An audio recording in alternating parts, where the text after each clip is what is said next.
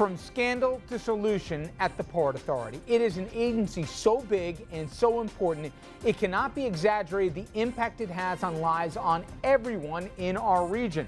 But Bridgegate and other scandals, they have given the agency a black eye lately. Tonight, the experts speak about what the problems at the Port Authority are and how we should go about fixing them.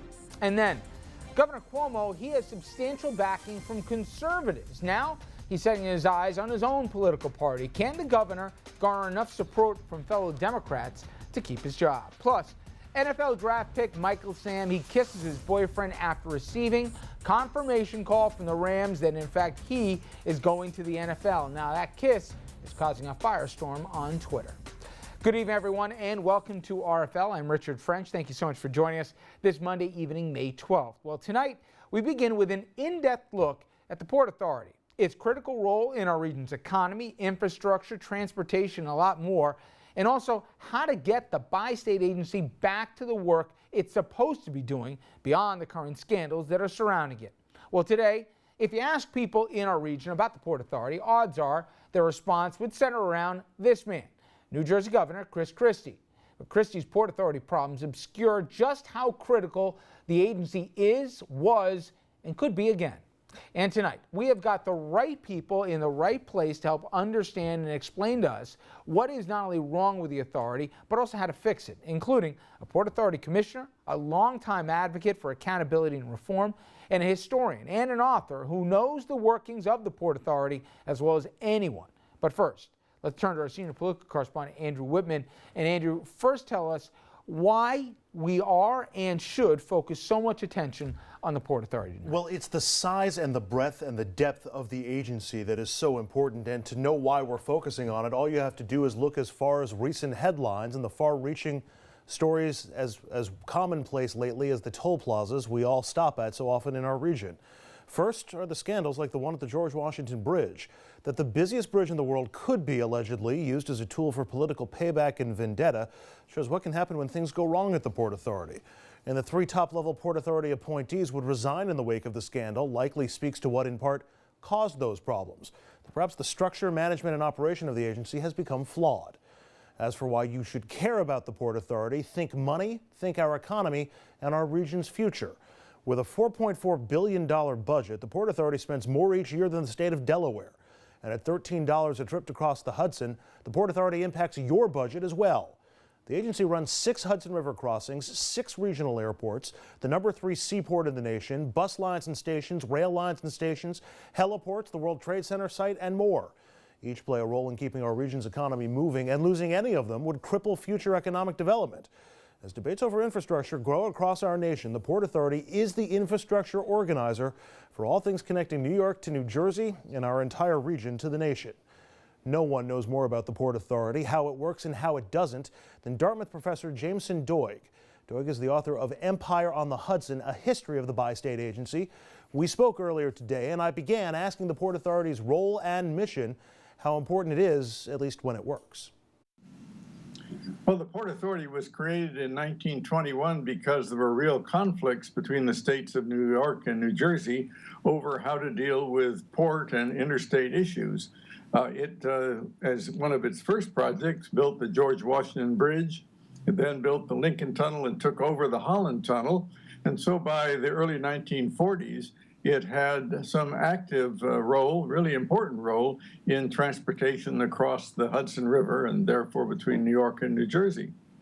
That turned out to be a first step, and then it went on in order to build the bus terminal, to take over the 3 airports from New York and New Jersey, and in other ways to try to provide a transportation base for improvement and growth in the region's economy. You mentioned that it was formed in 1921, and you listed some of the major accomplishments of the Port Authority. It sounds like it functioned rather well, at least during the beginning portion of its existence. Would you agree? Yes, I think it functioned quite well, actually, up until, well, at least well into the 1990s, when you began to get some division in terms of the control of the agency. But until then, it had a group of very responsible and I would guess I would say independent commissioners who looked at the region's problems, thought about what the Port Authority could do to help, and therefore came up with some important solutions. And the staff was just crucial in that area. The container port, the first container port in the United States, being constructed in the 1950s and 1960s by the Port Authority. That was based on important staff input, and then the board encouraging it, and the governors being willing to go along. That's the process that that by and large was followed from 1921 until well into the 1990s, I guess I would say about 1995. So, Professor, what happened in the mid-90s, in 1995? Did it become more politicized, and if so, why? And are we able to identify perhaps who was responsible for that change in the effectiveness of the Port Authority? Yes, I think we can say that in 1995, the significant change was that the governor of New York, who for various reasons was then the most influential person in deciding who should be the executive director, the long-term staff member in charge of the thousands of people, he decided not to bring in a professional, but instead a person who is important to his election on Staten Island. And therefore, this person who came in had no background in transportation, almost none in running an organization. That then led the governor of New Jersey, Governor Whitman, to say that, well, I've got to get an important professional in the transportation field in this agency. And she then named somebody as the deputy executive director. The combination of these two people was, I think, very unfortunate, partly because they reported to different bosses, different loyalties, and partly because their main approach seemed to be to cut things, to get rid of the library, to get rid of the planning department, and in other ways to make the agency less effective in being able to think what transportation changes were needed, what population growth was going to do to various parts of this complex region, and therefore you had an important step toward making political the work of the agency. Professor, obviously the Port Authority has gotten a lot of attention in recent months because of scandals. We know about the George Washington Bridge scandal. We're learning more about some of the contracts connected to Port Authority Chairman David Sampson, the former chairman, and some of the no-bid contracts that went to people connected to his firm. And we're learning more about some of these issues as the days go on, seemingly.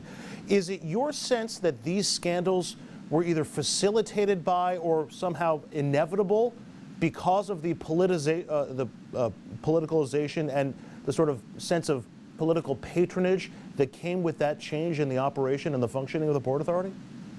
Well, I think that change that I described in 1995 was the first step, but then the agency, because it has thousands of very effective employees, continued to function quite well until Chris Christie became governor. Christie decided that the best step he could take for his own reelection plans was to reward those who had worked in his campaign, and therefore he inserted, I guess we could say he forced the insertion of 70 to 80 patronage appointees in the agency, something that had never been done before. And those folks, of course, were selected because they helped him politically, but they were not necessarily competent to do the job. So that now you had a lot of not clearly competent people trying to work with those who were long-term and significant experts in the fields. That dampened the morale considerably. And then, of course, a couple of those appointees, David Wildstein and Bill Baroni, finally went over the top in deciding they'd make use of the Port Authority's abilities in order to pay back a mayor who hadn't supported Christie's re-election in the fall of 2013. 13. There are going to be some viewers, Professor, who hear the names of the three governors you just mentioned, Pataki, Whitman, and Christie, and say, well, he's just blaming Republicans. Have we seen similar appointees, patronage appointees, or non-professional appointments by Democratic governors, perhaps a Cuomo or a Corzine or other Democratic governors over this span? Yes, there have been some appointees by Democratic governors for sure, who were also patronage appointees, both McGreevey and Corzine in New Jersey, but those tended to be 3 or 4 people, not a large number. I don't think this is a Democratic or Republican thing. About the mission of the Port Authority, Professor, has that changed in time? Has it expanded beyond its original mission? I mean, I've heard questions about the management of Stewart Airport in the Hudson Valley and Atlantic City Airport in South Jersey, not in the Port Authority zone, and also the fact that it's become a landlord given the World Trade Center and the building and functioning of the World Trade Center.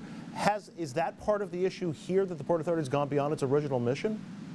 Well, I think there is a lot of discussion about whether the authority's mission has been expanded beyond what it should be.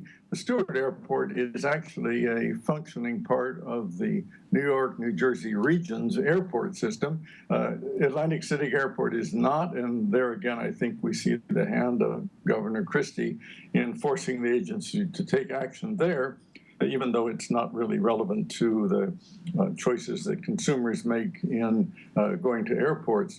As far as the real estate side is concerned, I've never felt it was a good idea for the Port Authority to be so actively involved in the building and now the rebuilding of the World Trade Center. But it's also true, as some of the critics have said, that if the Port Authority can wait over a period of years, the World Trade Center site will generate profits that will be very helpful in meeting the deficits of PATH and of the bus terminal, which are the major deficit areas for the port agency. So it may be that selectively done, some real estate ventures can be justified.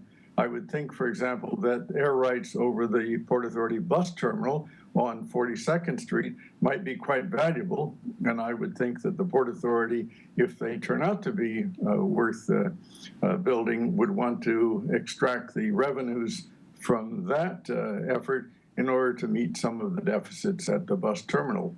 Finally, Professor, both Governors Christie and Cuomo are talking about reforming the Port Authority or re-examining the mission of the Port Authority.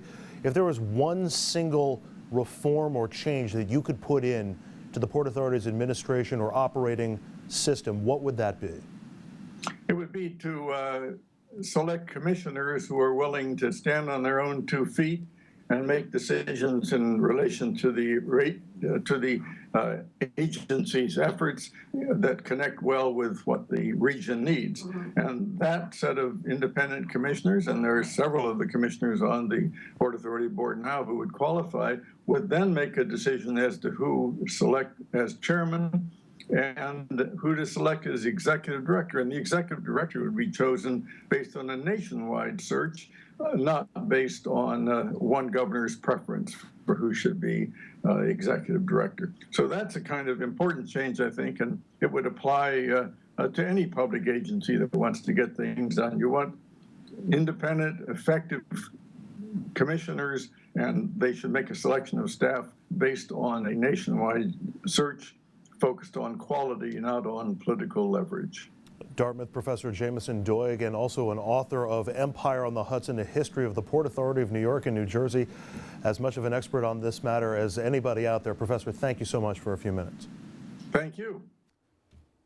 All right, Andrew, thank you very much here. Now, we take a quick break, but when we return, how to fix the Port Authority. It can be the engine that sparks a region's economy. The question is, how do you move past the scandal and back to what the agency was supposed to be all about? Now on the panel tonight, a Port Authority commissioner, longtime advocate for oversight, and a journalist who's covered the Port Authority for decades as much as anybody. They're all coming up next on RFL.